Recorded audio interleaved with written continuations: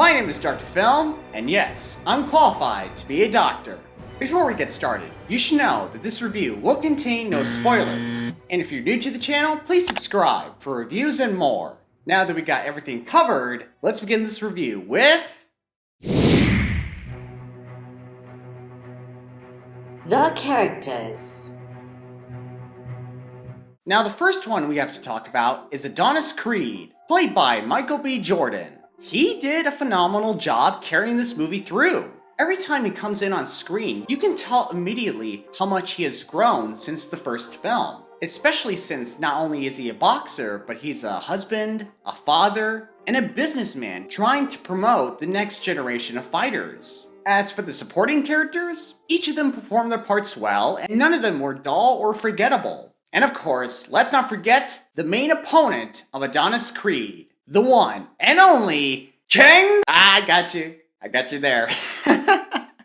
No, it's actually Damian Anderson, played by Jonathan Majors. Now, I don't want to give anything away from the movie, but dude, he performed his part so well that he might be the greatest antagonist Adonis has ever faced than the other two from the previous movies. You would sympathize with him and you would understand his intentions. But at the same time, you would detest him by the things he would do to reach his endgame. And oh man, when he gets into the ring, he fights like an animal, man. Like, gosh, this ain't no regular boxer, man. He's a freaking ferocious beast. Nothing much else to say except this character was a great addition to the Creed franchise. You think you mad?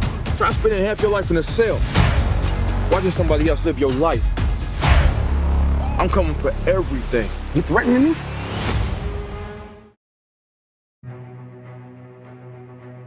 Action and cinematography.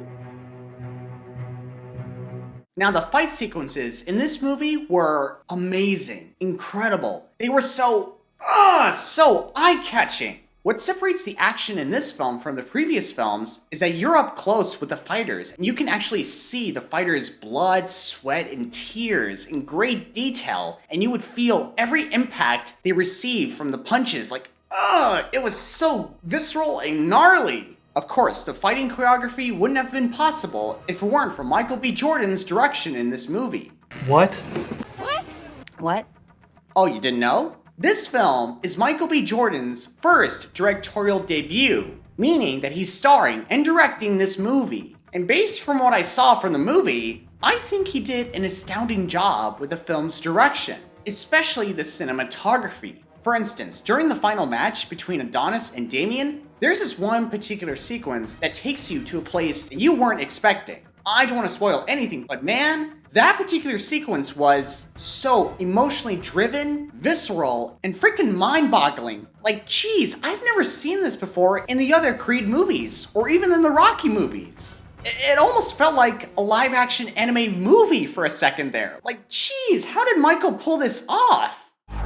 You're able to see every bead of sweat, every impact, the ripples in the skin, the sounds of the footsteps, the punches, the music, the lack of sound, and really immerse yourself into the entire world.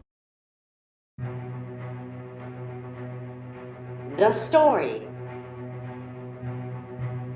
Now, for those who don't know, the story takes place several years after the events of Creed 2, where we see Adonis thriving in his career and his family life, until one day he meets up with his old best friend, Damian. At first, you would think that these two are best friends who haven't had the chance to catch up or hang out really. But as the film progresses and you learn more about their backstory, you would find yourself invested and not taking your eyes off the screen. Now yes, I have to admit, the story may be predictable at times, especially since the trailers revealed a lot of things. But thankfully, the story has some twists and turns that would take you by surprise but still keep you invested. And honestly, I liked what they were going for in this story. It's also about letting go of your past, being open to the ones you love, trying to overcome the demons that reside within you. I mean, jeez, this film doesn't pull back their punches, man. It really does struck you to your core. In Creed 3, I wanted to know what Adonis's limits were.